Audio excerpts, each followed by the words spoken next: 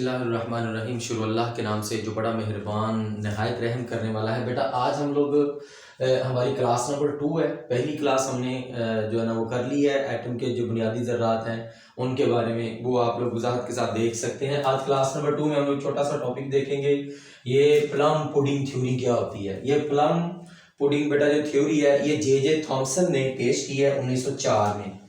J Thomson ने इसको जो है ना वो पेश किया है। कब किया है? 1904 में। अब ये थ्योरी ये कहती है कि ये जो एटम है, एटम एक जो है ना वो मैटर है और उसके अंदर जो इलेक्ट्रॉन होते हैं वो उसके अंदर चिपके हुए होते हैं। मैं इसकी ना आपको आम साल से समझाने की कोशिश करता हूँ, फिर आपको समझ आ जाएगी, बड़े अच्छे तरह से समझ आ जाएगी, भूलेगा भी नहीं। अब घर में हम लोग कोई भी डिश तैयार करते हैं, स्वीट डिश होती है, फॉर एग्जांपल कस्टर्ड तैयार किया है जी। अब ये जो कस्टर्ड है वो ओवरऑल जो सारे का सारा कस्टर्ड है, आपने किसी भी बर्तन में इसको जो है ना वो रखा हुआ है, तो वो जो कस्टर्ड है ना वो सारे का सारा एटम है। उसके ऊपर किशमिश लगा दें, उसके ऊपर बनाना ही लगा दें, खूबसूरती के लिए जो हम लोग चीज लगाएंगे, किशमिश क्या है, किशमिश किताब में लिखा हुआ है जी, उसको कहते हैं, मेवे को कहते हैं, गिरी को कहते हैं।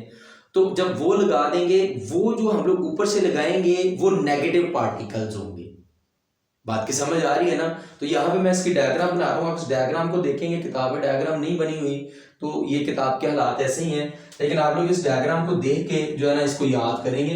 ये देखें, ये जो मेरे पास ये जो गोल सा फिगर है ना, ये मेरे पास एटम है, ये वाला, ये सारे का सारा ये जो बेटा एरिया ये एटम है। और ये जो है ना ये इसके ऊपर पॉजिटिव जो है ना वो चार्ज है, ये पॉजिटिव पार्टिकल, ठीक है।